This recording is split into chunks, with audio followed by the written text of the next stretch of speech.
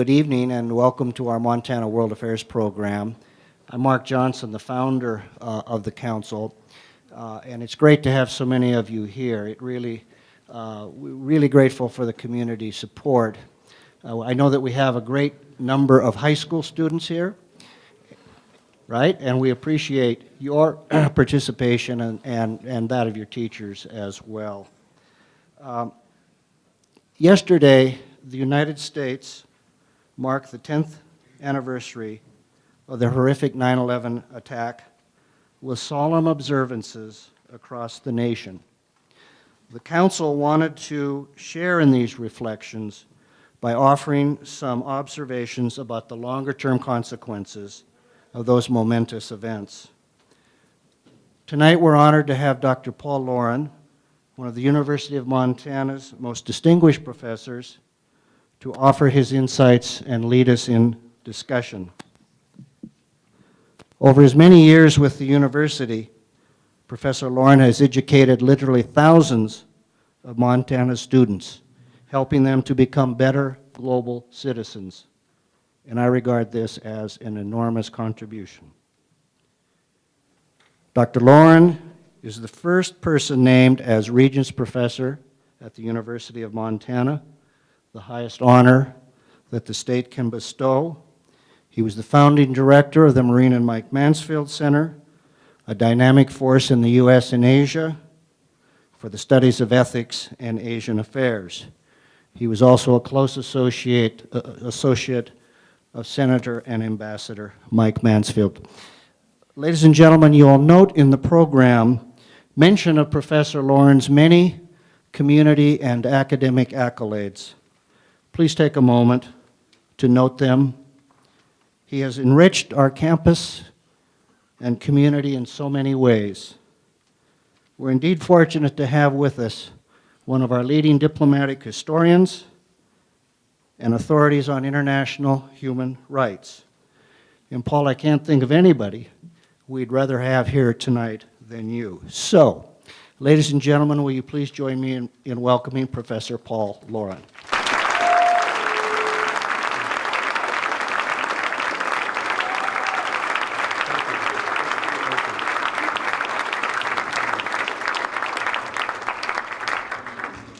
Thank you very much for a very warm welcome. I'm touched by it and I'm very gratified. Before I deliver my prepared comments, however, I'd like to acknowledge, and this is rarely done, and that's why I'd like to do it, Ambassador Mark Johnson.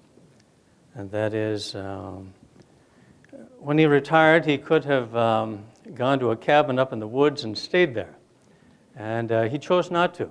He chose to come and be actively involved in this campus, actively involved in this community. He created the Montana World Affairs Council, which had never existed before, has enormously enriched this campus and this community. And Mark, I and we want to thank you for all that you've done for us. Thank you. Thank you. Right. For the last several days, we have experienced a series of commemorations on one of the most shocking events in American history. And these commemorations have taken a variety of forms. There have been parades, Stevensville. There have been special concerts, Strings of the Rockies. There have been commemorations in the Rose Garden. There have been moments of silence before Grizzly athletic events, moments of silence on the Oval. There have been flag wavings. There have been the building of monuments. There have been the reading out of names, among many other things.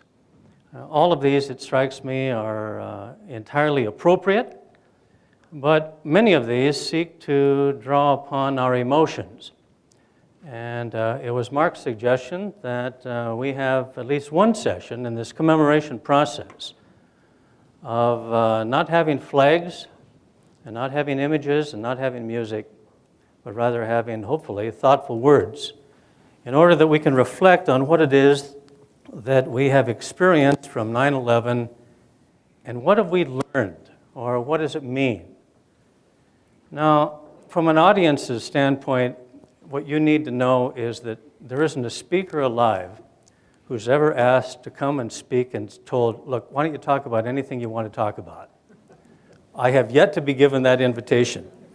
There's some things I would like to talk about, but I don't get to tonight. Normally, speakers are given assignments, and this is no exception. My assignment is 9/11, 10 years later, what have we learned? And so, Mark, I'll do my best to try to meet this assignment. In this assignment, it also is important that I acknowledge the wide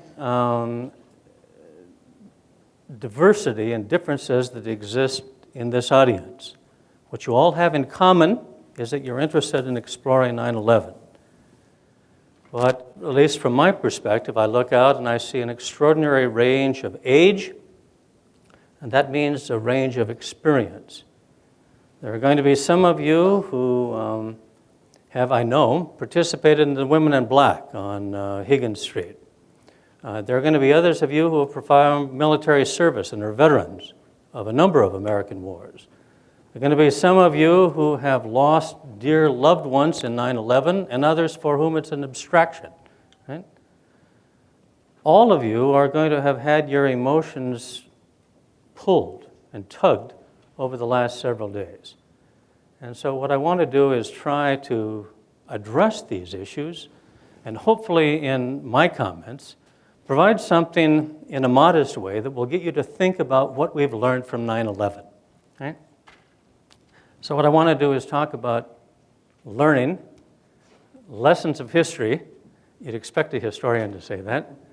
But also, and more importantly, and most of my comments will be focused on the assignment, which is what lessons have we learned from the tragedy of 9/11. In order to live life, we must learn lessons.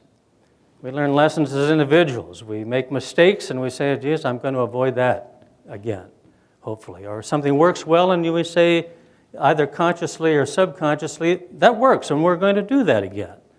But for most of us, the process of learning is not very much in our minds because we're actively involved in doing it. We're too close.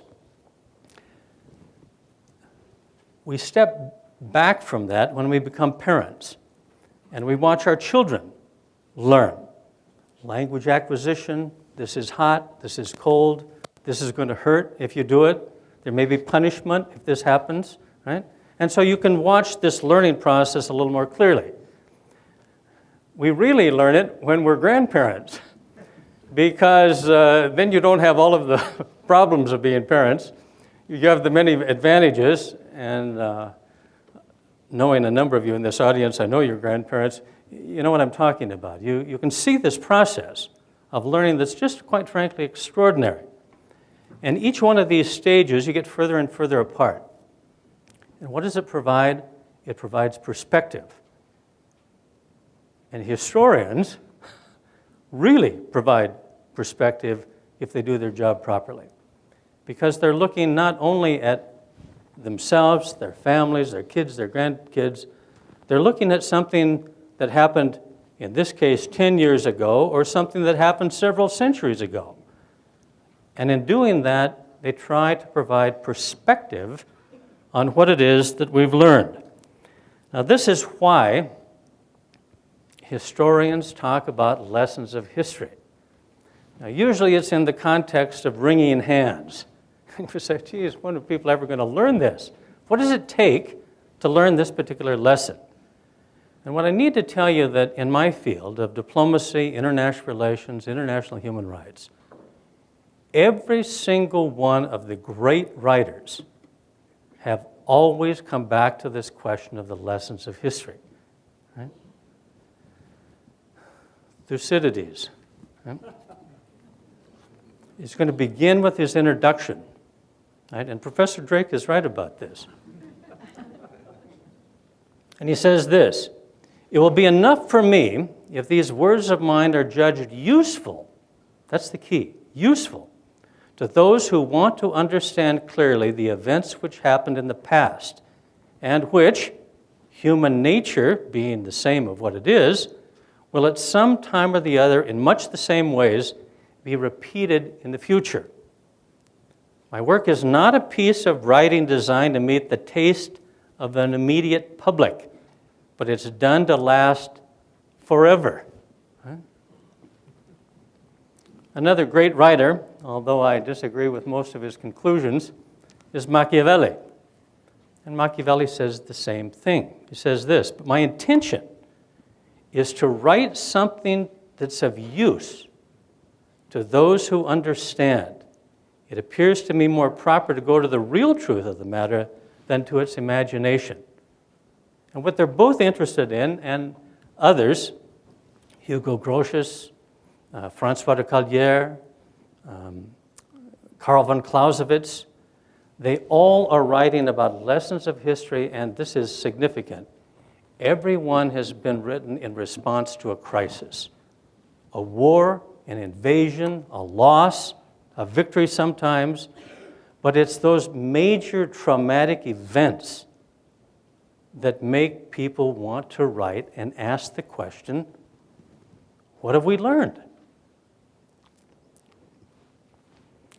Crises and threshold events force us, as nothing else possibly can, to ask this question about what do we learn?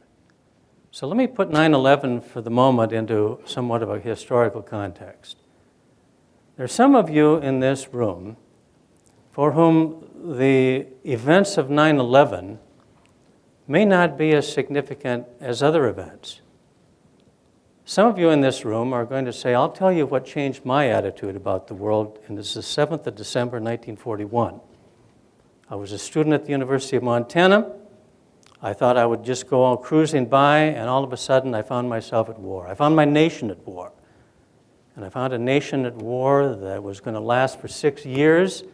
It was going to kill more than 60 million human beings. That is the traumatic event. Others of you are going to say, no, I'll tell you when it was. It was August 1945. The dropping of a bomb on Hiroshima and Nagasaki that changed the way that we viewed weapons. The creation of a weapon of mass destruction and the ability to wipe out thousands upon thousands of people at an instant, unlike all of the other weapons in human history. Others of you are going to say, no, I'll tell you when the crisis was. It was probably the Cuban Missile Crisis in October of 1962. I grew up in Seattle, and once a week there was an air raid warning that went off.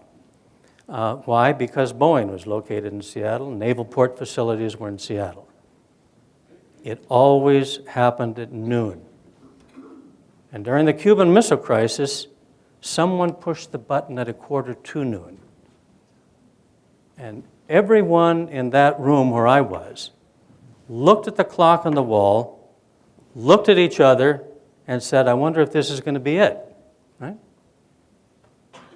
There are others that the trauma is really going to have to do not with a particular instant, but it's going to have to do with something drawn out over a period of time, and that's the war in Vietnam. A war that dragged this nation down into a quagmire, that took countless numbers of lives, and that tore the nation apart in terms of its idea of who it was and what it could accomplish in the world. One thinks of the Tet Offensive, and for many people, the really critical issue was the invasion of Cambodia in 1970, in which the United States deliberately invaded a neutral country. Virtually every campus in the country was temporarily closed down, including this one. As a result, that's the Kent State, because of the Vietnam War and the Cambodian invasion. But we're here tonight to see 9/11, and to see 9/11 in this historical context of other crises that have caused people to say, what lessons have we learned, and what does it mean? Now, there are times that I must confess, in moments of weakness, that I would say that we have suffered as a nation from collective amnesia, and that we haven't learned much from 9/11. And for those of you who follow the BBC regularly, they had an article in today's paper written by Paul Theroux called 9/11, 10 Years Later. Right? And he writes a very thoughtful essay about exactly the subject tonight, and this is his concluding statement. It is humbling to realize how ineffectual we've been and to see how little we have learned in the past 10 years from 9/11. Well, if I believed Paul Theroux, I want to assure you that this would be the shortest lecture I've ever given in my life. And it would be a lecture that had 3 sentences. 1, what have we learned from 9/11? Nothing. Any questions? Right?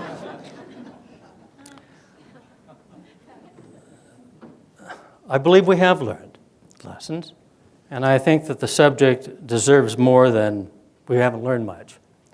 And so what I want to do is talk about the lessons that we've learned, or to rephrase it, and this is a very important distinction, the lessons we should have learned. Okay? And so as I go through these, some of you I'm going to hope will say, yeah, we've learned that lesson. And others of you say, I don't think so. And that's why I'm going to phrase it, the lessons we have learned and the lessons we should have learned. This list is not designed to be exhaustive. It's designed merely to be suggestive, and I hope I say something that's of some interest to you. The first lesson is this, that in life and in death and in tragedy, history is about real people. Real people. As a historian, I know a great deal about big themes and big movements of history, and of ideologies, and of struggles for freedom, imperialism, colonialism, balance of power, isms of one kind or another. But the reality is, all of these big movements of history fundamentally are dependent upon real human beings to give them shape, to give them life, and to give them meaning in the way that we interact with other human beings. And 9/11 certainly is a confirmation, and its consequences is a confirmation that life and death involves real people. So let me explain this. Real people made the decision to attack the United States on 9/11. It was not an accident. It wasn't an afterthought. Right? It was a conscious, deliberate decision. Real people were and remain the victims of the attack. Approximately 3,000 immediately. 3,000 were killed on 9/11, and almost all of them, except for those in the Pentagon, were civilians. And I want to use the adjective innocent civilians. They didn't expect to be attacked. They weren't in uniform. They expected that life would go on the way that they had planned, and it didn't work out that way. And this is what, in my mind, gave such meaning yesterday when these individual names are read out loud. Right? There's a bell that tolls, a name that's read, or in the granite stone that now is on the memorial at Ground Zero, the names in which you can put your fingers in those grooves and feel the names. It's about real people. That's my point. Not some abstractions. There are real people, thousands upon thousands, that will continue to suffer as a result of 9/11. These are real people. And it was particularly poignant, it seemed to me, to watch interviews with kids who hadn't been born yet, with mothers who were pregnant, their fathers, husbands were killed, and their life will forever be impacted by those deaths. It also is important, since we're at it, to indicate that real people made the decision to launch the war against terrorism. Real people made the decision to invade Iraq. Real people made the decision to invade Afghanistan. It was not an accident. And real people were and remain the victims of the wars in Iraq and the wars in Afghanistan. We can read the names of 3,000 people who died on 9/11. Imagine reading the names of 150,000 civilians who have been killed in Iraq and Afghanistan. And that's a conservative estimate. Imagine reading the names of 6,200 American servicemen and women who have been killed. Imagine reading the names of 42,000 American servicemen and women who have been wounded, right? My point is that these are real people. They're not abstractions. In addition, I would say that another lesson that I think we ought to learn is that tragedies and crises like 9/11 have the capacity to sometimes bring out the very, very best in people. That is, those willing to sacrifice, those willing to give their own lives in order to save others.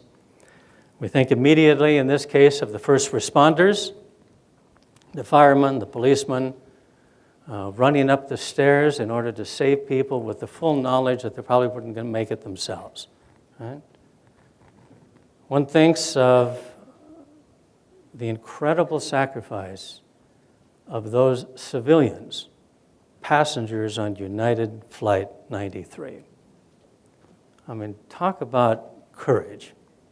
Knowing full well that they were on a hijacked flight, that if they took any effort to overpower these hijackers, they would bring about their own death even sooner than anticipated, and they were willing to do it. And any tribute, it seems to me, that we as a nation can make to those courageous individuals, it seems to me entirely appropriate. It's the best in people, not the worst. One thinks of the best in terms of those who provide military service in our armed forces, the men and women who serve. And in this regard, I need to tell you that we have learned an important lesson. We've learned the lesson of honoring those who are willing to make sacrifices.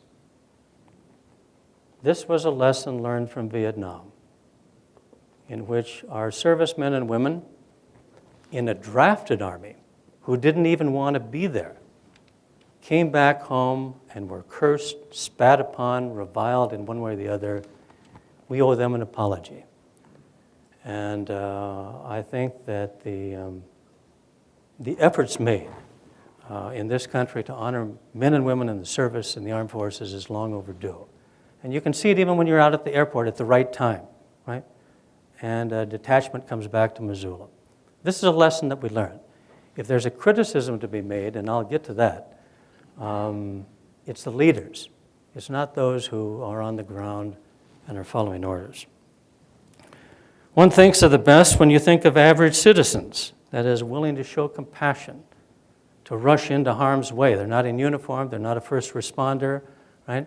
They just happen to be there, and instead of running away in rural Pennsylvania, on the outside of the Pentagon and the World Trade Center, rush to help those who need help without any concern for their own safety, and who are still, the article has been done in the Missoulian just in the last couple of days, about those who still are providing counseling services to surviving family members. That's courage. That's the best of people. One thinks, for example, of those as a result of 9/11 who decided on taking careers in public service, in the armed forces, in the foreign service, in the intelligence community, running for public office, or just plain volunteering to do something good for people without ever expecting to get any kind of credit for it in any way, shape, or form. I was struck in the Missoulian just about 3 days ago about this notice that just says this: I will make a tribute on September the 11th. And that obviously caught my eye. It's in big print. And it says this: I will remember by doing. This September 11th marks the 10th anniversary of 9/11. This particular company is proud to support the 9/11 tribute movement and encourages everyone to support a cause, volunteer, or perform a good deed. That's the best, right? No expectation of reward.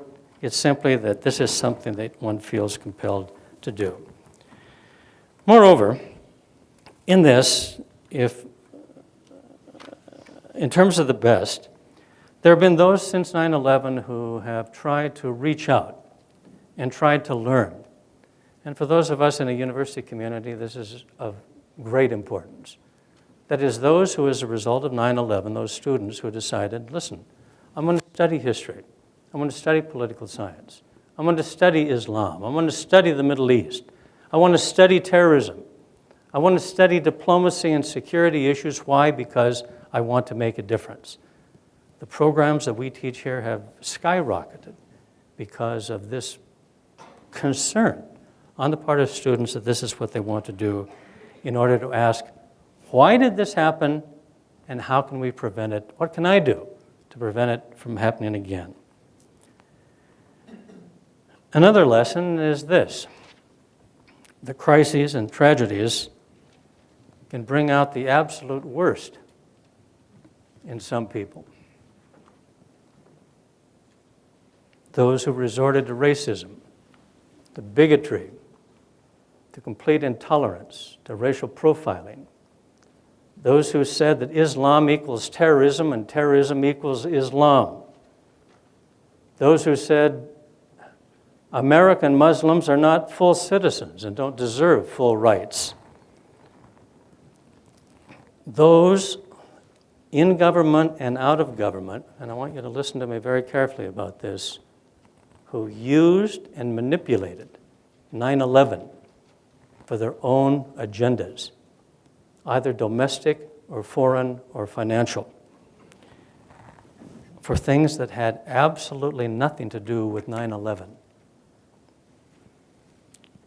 Those who viewed the tragic event of 9/11 as an opportunity to somehow throw off all fetters, all rules, all regulations. I cringed when I heard the expression from the White House, quote, "Everything has changed." I thought, sure as heck, I know exactly what the meaning of that is. We can do whatever we want. If you say everything has changed, then somehow these normal ethical and legal rules no longer will apply. We learn that government leaders can lie deliberately. We learn that government leaders can throw the rule of law to the winds. Richard Clark, who was involved in these meetings right after 9/11, who worked for several presidents, Democrat and Republican, records the following, and these are the president's words, not mine. When someone suggested to the president that we ought to be careful, we ought to be cautious, we ought to follow the rule of law, according to Richard Clark, he said, quote, "No, I don't care what the lawyers say, we're going to kick some ass here." End of quote. Those are dangerous words. And what it meant is that many of the legal protections of the Bill of Rights were jettisoned. People were detained without trial. The habeas corpus was completely suspended. People were apprehended, sometimes in America, sometimes in Canada, sometimes other places around the world, and sent through what is euphemistically called extraordinary rendition, that is put on secret sites, on secret planes, sent to secret sites where they were clearly beyond the law, and then tortured. I want to be as clear as I can be about this. State-sponsored torture was official government policy during these first years of the war on terrorism as a result of 9/11. That threw all international law to the winds, as well as all basic ethical constraints about how we treat other human beings. Having said that, another lesson, it seems to me, from 9/11 is that we do have adversaries in the world. This is not to say there are people in the world who do not like what we do. There are people who would seek to do us harm, and do. This is not to say that everyone or anything that is un-American is somehow an adversary or an enemy. But it's also to say that not everyone is a friend or an ally. It doesn't just happen. And we need to acknowledge this honestly as we conduct our foreign affairs and our security policy. Having said that, just because there are adversaries in the world does not mean that there's only one solution, and that solution is military might. Because of hubris, because of ignorance, and at times because of arrogance, we Americans think that because we're the world's sole remaining superpower, our military might will get us what we want. And I'm here to tell you it's not true. We have clearly warped our foreign policy in terms of funding, in terms of personnel, in terms of objectives, away from those tasks, as you heard Ambassador Wilcox say last week, of statecraft, of diplomacy. You cannot do it with weapons alone. Clausewitz, who I mentioned before, in the 19th century said this. In the early 19th century, he said, war is a continuation of policy by other means. But what he meant is that there are different instruments of statecraft. To ignore the military dimension is to do so at one's great risk. But to somehow rely on that, to make it a default in your diplomacy, and just ignore diplomacy, is a terrible mistake that will lend to nothing but disaster. There are more terrorists, not in the United States, but there are more terrorist attacks today after 9/11 than there have been prior to 9/11. Right? The comment was made actually last week, but I want to repeat this. It was made by Condoleezza Rice first, and then by Secretary of Defense Robert Gates, and they said, more money is spent on military bands than on the diplomatic service of the United States of America. That's something to think about if you're talking about how do you conduct relations among nations in the world. It's also important to remember that if we think that we're in the process of building stable democratic societies, I have yet to see in history any stable democratic society built because of the barrel of a gun or high-tech drones. Right? It takes real people. It takes people understanding issues and understanding each other's. We also learned, in terms of lessons of 9/11, that terrorism is a worldwide phenomenon. My colleague, Professor Drake, teaches a class, a very popular class on terrorism, and he would probably be the first to tell you that prior to 9/11, with a couple of exceptions, terrorism is always what happened someplace else. It was the Baader-Meinhof gang in Germany. That's, by the way, the first time I've ever had a machine gun put in my face, because I just happened to be at the wrong place on the Berlin Wall at the wrong time. Right? Or it was the Red Brigadists in Italy, or it was Hezbollah or Black September in the Middle East. Right? 9/11 should have, but I think it did, completely shock Americans into realizing terrorism is not a problem confined to Northern Ireland, to the Middle East, right? To Italy or to Germany. It's a global phenomenon. And if that's true, and I believe it is, then there's another lesson. And this brings us back to diplomacy. If it's a global problem, it means that the solution has to be a global solution. For whatever reason, we Americans have a very, very difficult time learning the lesson that there are other people that live on this planet. That somehow we have the power to make things happen. That we're so strong that we don't need anyone else's help. That we're so superior that we don't need anyone else's help. And that we certainly don't need, quote, foreigners telling us what to do. This has a name in the field, and it's known as American exceptionalism, American unilateralism, and it all means the same thing. The rules don't apply to us. because we don't need them to apply to us. In the words of a former president, whom I've already quoted, he said, "We don't need a permission slip." Actually, we do, because we can't solve these problems alone. We need diplomacy and cooperation as partners in order to try to deal with this issue that's global in scope. Another lesson would be this: for whatever reason, and I leave it to you to decide why, traumatic experiences like 9/11 can bring us closer together than anything else. Traumatic experiences, like nothing else, can bring us closer together. In the wake of 9/11, bumper stickers around Missoula and around the nation, right next to all those that said "Free Tibet," right? At the good food store on the back of Subarus, right? Said, "United we stand. United we stand." And I think that it's safe to say that most Americans said, "That's right. You count me in this. United we stand."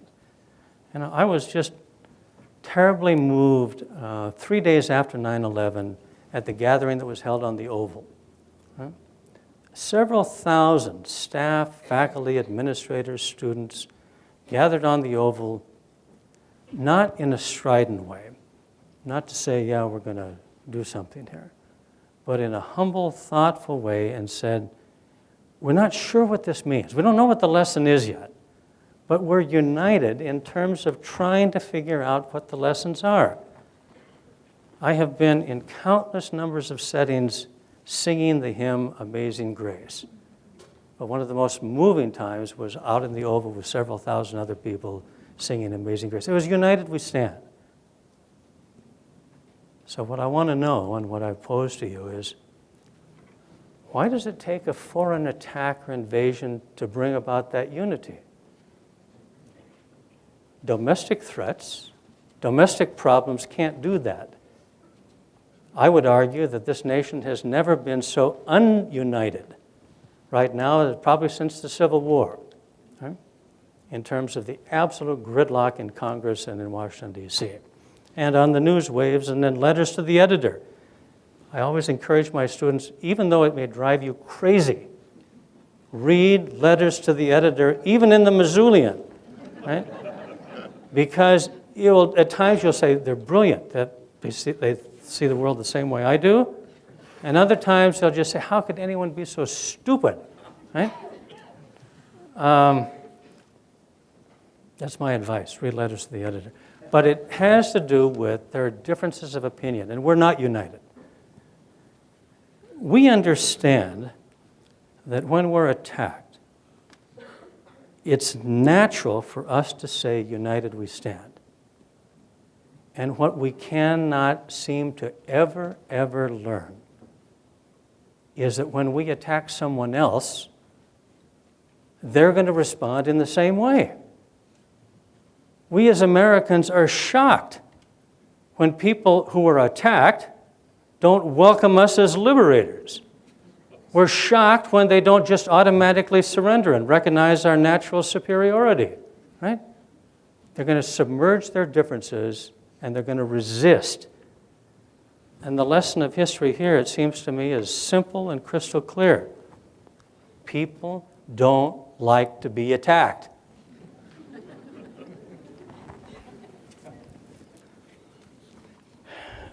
Finally,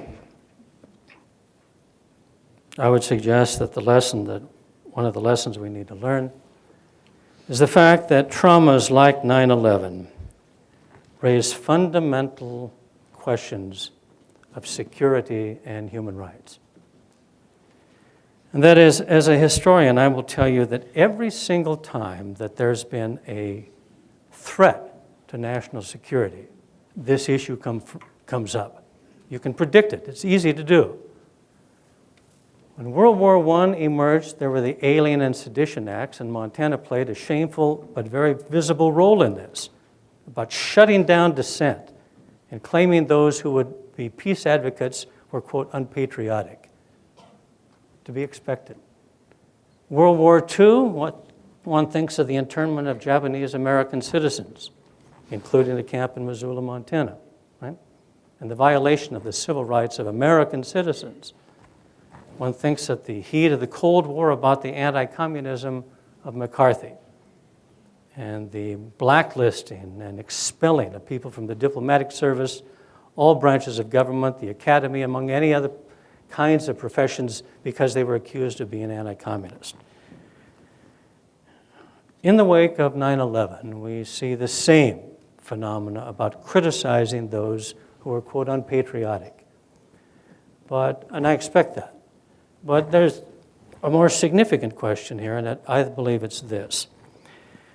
There were many in the wake of 9/11 who said, there is a significant choice that has to be made between security on the one hand and human rights on the other. That is, they always live in an uneasy balance and a tenuous existence. But when the chips are down, when life or death is at stake, human rights simply has to make way for security. This is an emergency situation. It's only going to be temporary. Trust us, right? We'll dissipate these powers once the emergency is over. And that is, when this happens, and human rights and the rule of law and the interest in individual liberty is to go by the wayside, security is to be given prominence, and here there is no rule. There are no rules. No law, no protections, in the name of security. What I want to suggest for your thinking is that this is a false argument. And it's a false choice between having to choose between human rights and security. I want to suggest for your consideration that these are not diametrically opposed, antithetical opposites that are constantly in competition. I want to argue that, as Ben Franklin did, they're mutually dependent upon each other. Franklin is the one who said, and I want to quote him, "Those who can give up essential liberty to obtain a little temporary safety or security deserve neither liberty nor security." Right? Now, why would this be the case? It's the case because of the following. You cannot have security unless you have peace. And you can't have peace unless you have justice. And you can't have justice unless you have respect for human rights. The strength of the United States, both before and after 9/11, was our strength of values, not military might. Our values of human rights, our values of the respect for law, our values of due process, the values of individual liberty. And the sooner we learn that lesson, the better off we'll all be. These are some thoughts. The lessons that we have learned from 9/11, it seems to me, become important lessons only if they're taken out of the context of history, but then we take them and apply them into the future. And I say this with particular reference for those of you who are students, either university students or high school students. This future is yours, and I'd encourage you to make the most of it. Thank you very much.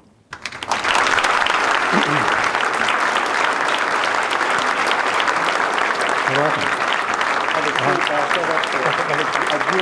No, I'll just walk down there.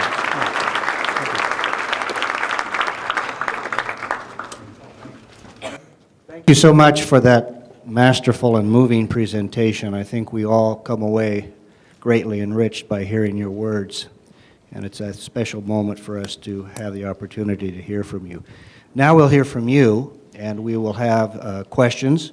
Professor Lauren will, as he does in the classroom, will move around and will be mobile. And again, we do like questions. We frown on statements and long comments. So if you're feeling lucky, please. The only reason to stand up there is that it's easier to project your voice. But for questions and answers, I'm a teacher, so I'd rather be. Doug? Comment on human rights. Yeah, the question, you're going to start off with an easy one. The question was, would I comment about the question of human rights in the assassination of Osama bin Laden? I think that assassination is a strong word. I think it's an accurate word in this case. I have no sadness at all about Osama bin Laden not directing al-Qaeda. But I would have much preferred that Osama bin Laden be arrested and tried. I mean, look, if the argument about human rights is the rule of law, right? And it is, in my judgment. Do I think he's guilty? Absolutely, but that doesn't mean that I'm the judge and the jury. I would have much, much preferred that Osama bin Laden been captured alive and that he be brought, to put an even finer point on this, to the International Criminal Court. I don't like individual ad hoc courts like the one for Saddam Hussein, right? I don't like the fact that the United States is not a member of the International Criminal Court, and this is part of the problem, right? Like, if you believe in the rule of law, it seems to me you believe in the rule of law, and that people need to be presumed, right, to be innocent until be proven guilty. It was not in America's interest to try him. It wasn't in the interest, short-term interest, to try Saddam Hussein. I argued against both of those. Sometimes you win the argument and sometimes you lose. I've lost more than I've won. Yeah, that would be my answer. I think it's important to hold leaders, not some. It's important to hold leaders, whether they're states or in this case non-state actors like al-Qaeda, accountable for their actions, right? And so you and I may say, well, look, if Gaddafi is captured, the ICC has already issued a warrant for his arrest, right? Already done that for the leader of Sudan, right? Joseph Kony in Uganda, right? But there's a huge chunk of people that aren't participating in this. I want to tell you that all of America's allies, I mean democratic allies, are members of the International Criminal Court. We are not, right? I think that's a shame. And I think it's against our national interest. If the International Criminal Court, and it's important that you understand this, not everything falls to them. The terms of reference are very, very specific and narrow. And for those of you who are attorneys in this audience, and there are some, you can appreciate the meaning of this. The International Criminal Court has jurisdiction only if the signatories, the parties, are either unwilling or unable to prosecute three different kinds of crimes: war crimes, crimes against humanity, or genocide, right? Now, I'm speaking only for myself. I don't want my leader to be responsible for war crimes, crimes against humanity, or genocide. I'm willing to take a risk, right, that there won't be frivolous suits, given the structure of the situation, right, and it's designed to prevent that. I think that people ought to be held accountable. And in the history of human rights, I need to tell you, in terms of international law, international criminal law is what we're talking about here, there have been enormous strides. I mean, when most of you were born, there was no such thing as an international criminal court, even in the wildest dreams of people, right? And the overwhelming majority of nations in the world have, in fact, signed on, right? Which I think is a step in the right direction. Right? Another question, please. So you touched on a lot of the philosophical and moral issues, possibly. You touched on the economic impacts of 9/11.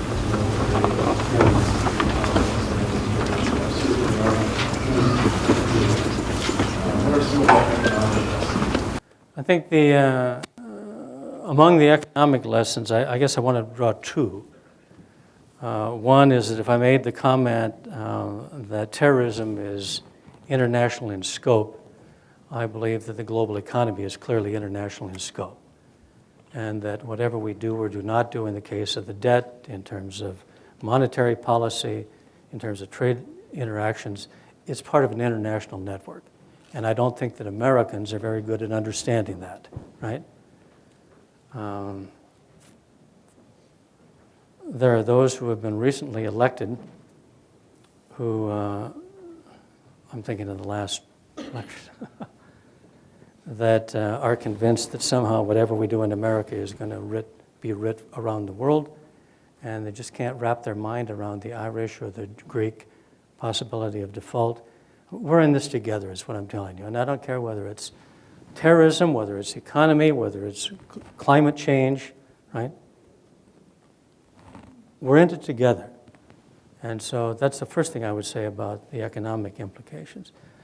Specifically about 9/11, this has been an extremely expensive proposition for the United States. And I have no way of knowing what was in the mind of Osama bin Laden and those who did it, but I would argue that the economic costs have far exceeded whatever physical damage was ever done at the Pentagon or in rural Pennsylvania or certainly the World Trade Center. I mean the following. I'm not talking about the merits at the moment, just the costs. That's what you asked, economics. The cost of a Homeland Security Department. The cost of all of the people that we love when we go to the airport, TSA, right? The costs of increased intelligence operatives, the costs of enormous military expenditures, not just in terms of boots on the ground, but in terms of the real costs. I mean, anyone can tell you the real cost is not in personnel. It's in hardware, right? These drones are expensive, right? A cruise missile is very expensive, right? Let alone vessels to launch them, aircraft to launch them. You all will have opinion about the national debt, I'm sure. And this lecture isn't about the national debt. But I will tell you this. To answer your question, the contributions of 9/11 to the American national debt have been phenomenal. And it's not just a war in Iraq and a war in Afghanistan. It's the entire mechanism, right? So, I mean, if you're interested in cutting that debt, I would suggest that there's a place that you can maybe start. Okay. Other questions? Please. What do you think is the most effective way to teach these lessons about 9/11 in the context of 9/11 to future generations? To new generations? Well, you're asking that question to a teacher. Right? And I was really heartened by the story in the Missoulian of Ray Curtis, Patty Hickson, Drew, I see you out there somewhere, Bergfine, Chris Nord from Sentinel, all of whom are interested in this question of teaching. Right? If I didn't believe that, I'd do something else with my life rather than being a teacher.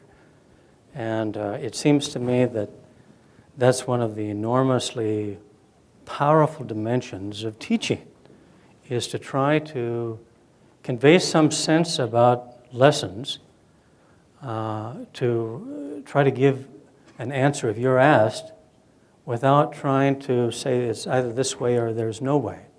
I mean, you want to let your students, just like we're doing here, ask questions, right? I don't agree with you on that, or what about this, or what about that? I think that, as was said in the newspaper, I think that good and honest people can disagree about issues. Thank you, Patty. And I think it's true, right? So if you're thinking about teaching, I think it's a great profession, right? In doing that, I will, I will tell you that, and I was kind of joking about this part, is that that's why historians are always saying, geez, why don't people ever learn the lessons? I mean, what does it take? You have to be prepared for that kind of frustration. And, for those who, I began in terms of crises talking about Pearl Harbor. It's not unusual to hear people who survived Pearl Harbor to say, why is it that these younger kids haven't learned this lesson?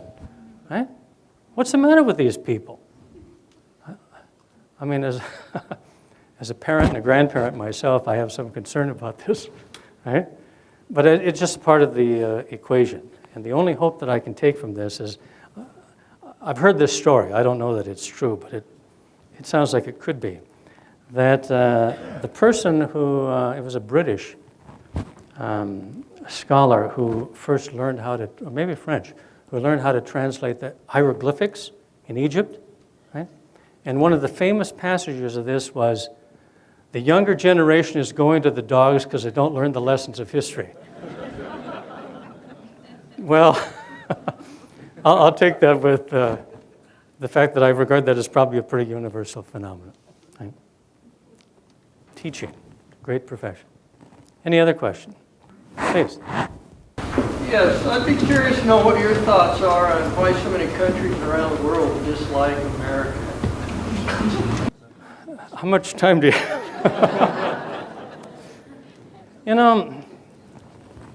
That's a serious question. I want to give it a serious answer. For those of you who maybe didn't hear it, the question is, how do you explain why so many countries around the world dislike America? Right? That's the question. I've given that a great deal of thought, actually. And I think there are several reasons, but I want to put my answer into a context. And the context is this. It has to do with history and generations again. I don't know how many times that I've been overseas. I spend a lot of my time overseas, in which someone will say to me, I grew up thinking America was great. What happened? I've told this story once before, but it bears repeating. My wife and I, took place in Germany, East Germany. My wife and I went from West Germany into Berlin. And we were impoverished graduate students. So we drove a little VW Bug, and our friend said, look, whatever you do, buy gas in the DDR or in East Germany because it's cheap, it's subsidized. Okay, great. So we pulled into a gas station, and I spoke with my wife briefly, and this big gas station attendant wearing one of these European T-shirts, and with straps on the side, just big, bulging guy, came over to fill up the tank. And he said to me, you weren't speaking German, were you? No, I said. He said, French? I thought about saying yes. And he said, Italian? Right? Swedish? You look kind of Swedish to me. And I said, no, English. And he said, British? Tempting. Canadian? Even better. Right? I said, no, American. And his fist just went right toward my stomach. I thought it was a fist. And so, I'm faster than I look. So I pulled back my stomach, and instead of being a fist, it was a hand. Well, what are you going to do? I shook it, right? And he said in German to me, if it hadn't been for you Americans, those Soviet pigs would have taken over my entire country. Oh, I didn't expect that. Right? And so I'm telling you in a context. That is, there was a time when America was deeply honored and respected. And certainly all of those who were on the side of the victors in the Second World War, including, I might add, those who were interested in democracy in Germany and Japan, welcomed that. I think America somehow lost its way, to answer your question. I think that, not completely, But I think that the experience in Vietnam was a huge watershed of Americans who thought that their writ extended around the world. It did not. I think that certainly domestically, America's confidence was seriously damaged during the time of the Watergate hearings. Talking about just historical perspective, I used to have wonderful conversations with my grandfather. He was a veteran of the First World War. And my grandfather just could not wrap his mind around the fact that a president of the United States could look in a television camera and lie. I mean, it just was inconceivable to him that there must be some misunderstanding, there must be some mistake. But I think that that played a role in that. And I think that once the Cold War ended and America emerged as the only superpower, the hubris in this country was we won the war. I think we were lucky to escape it myself. And the Cuban Missile Crisis convinced me about that. But I think that the use and the abuse of American power has been probably a phenomenon of the last couple of decades. So does that answer your question to some extent? I mean, I think that there are very specific things. I think that our policy in the Middle East has been disastrous in terms of our global image. I think we're not even-handed in the Middle East. This was brought up last week. I'm telling you, we're not even-handed in the Middle East. I think our possession of weapons of mass destruction, I think the way we throw our weight around isn't always appreciated. I think we could be much, much more careful, and we could serve as partners with others rather than always seeming to be competitors everywhere we go. So I think there are a number of reasons, but what I will tell you is it hasn't always been that way. Right? And there are times that you can really say, just like this true story I told you about this gas station attendant in Germany, you just don't expect these things. I was in Algeria several years ago, the first time I've ever lectured under the protection of an armed bodyguard. And that focuses your mind, I want to tell you. Right? But it was a diplomatic security service because of the hatred. I mean, I was told, don't take this personally, Professor Lauren, if somebody wants to kill you. And I said, well, I can understand that in the abstract. But someone, lo and behold, actually was in the audience of about 200 diplomats in the Ministère des Affaires étrangères, the foreign ministry of Algeria, in which someone stood up and he said, are you really from Montana? And I'm thinking, how have you know anything about Montana?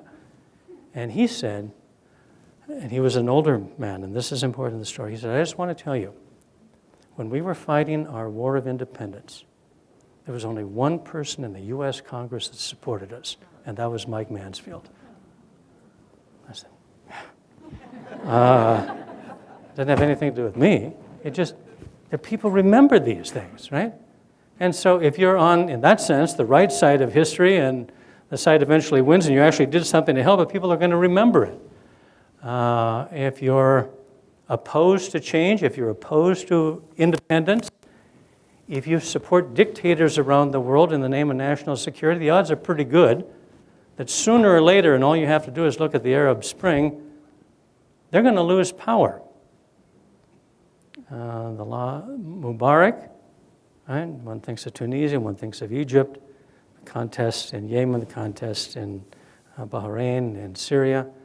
But in Libya, I mean, look, within the last few days, right, WikiLeaks has released information that the CIA was actively cooperating with Gaddafi's regime, right? And you wonder why people don't love us, right? And that the leader of the rebel forces in Libya was once targeted and extradited in terms of extraordinary rendition by the United States in its war against terrorism. Right? Now, I don't know about you, but if I'd been tortured and I lived through it and the Americans had done this to me, I probably wouldn't be very much inclined to love them. And so this is something that's going to have to be worked out. Please. Currents of history are often described in terms of a pendulum swinging back and forth. Yeah. And obviously, as your remarks reflected, we've gone quite a bit of circumvention known as the right. My question to you, Professor, would be, in light of the forces in the world, the tools involved, the people who are trying to use those forces, do you see this country swinging back to the left at some point? Or are we inevitably going to have given up some of the civil liberties in favor of The question for those of you on this side of the audience is that sometimes people look at history as a pendulum, swinging in one direction and swinging in another one, and that in recent years, for a variety of reasons, we've swung domestically to the political right. Do I see us swinging back to the left at some time in the future? Right? Civil rights, yeah, on that question. I would prefer to not use the word right and left because I mean, for a number of reasons, but I think that we are capable of changing. And I think that through time, I have enormous faith in the long run in the American electorate. Not in the short term, I want to assure you. But in the long term, that people will say, look, we've got a problem here. Something is seriously out of joint. I don't think there's any such thing as an automatic swing, and that we're destined to somehow be forever in a pendulum mood like a metronome of some kind. I think that it varies from time to time, but I think change is possible. And look, my interest in human rights began when I was very, very active in the civil rights movement, right? In the 1960s, very active. And I'm happy to say that my nation was prepared to move out of a century, if not more, depending on how far back you want to go on slavery, in a direction that had been going. And I think that in the long run, we will, in fact, come back. I think that there are temporarily swings in American politics, but it has a way of somehow, I mean, fundamentally, we're pretty centrist when you look at it, right? I wouldn't describe the current House of Representatives as centrist. But I think that in the end, it will be, right? So I think it'll change through time. But these changes take time, that's for sure. Let me take one more question, please. How do you think 9/11 affected the development of the generation that came of age in the last decade? Yeah, how did 9/11 affect the generation that came of age? I want to do my best to answer that, but I want to tell you that people come of age at different ages.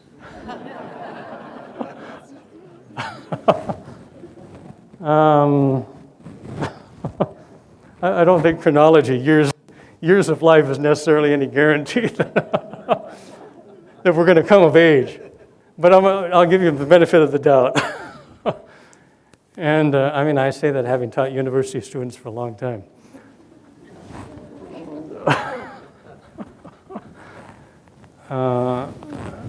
I think that it'll have the same effect that another trauma like Pearl Harbor probably did for that generation, making you much more aware of the world, making you willing to study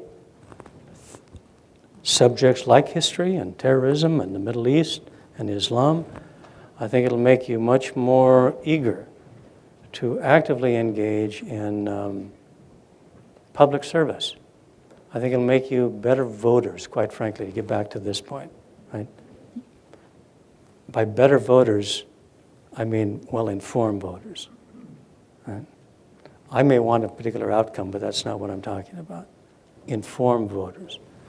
I also think, and I look at the work that we do on campus in civic engagement, Lori, and think about the movement of volunteerism and internship programs to give of yourself to other people. I'm very happy, looking at university students over a long period of time, that there was a time when university students just seemed to be really passionate about serving other people. AmeriCorps, Peace Corps, all kinds of volunteer activity.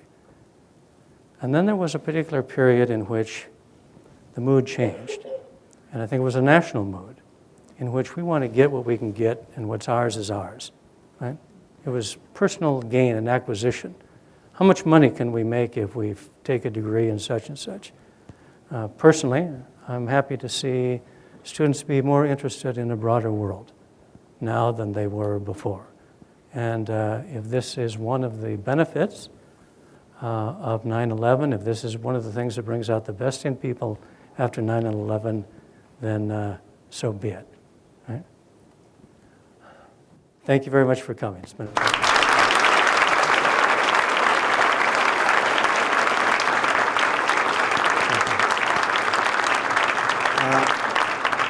Ladies and gentlemen, I did fail to mention one important part of Paul's biography, and that is that he has retired. And he You wouldn't know it. Yeah. But he could easily have been taking his grandkids out for ice cream cones or fishing. But instead he chose to come here, put a tie on, and be with us. And we are all so much the better for your wisdom, Paul, and your thoughtful remarks. And I know you put a lot of effort into that, and I'm grateful for that as well. So once again, thanks to all of you for coming.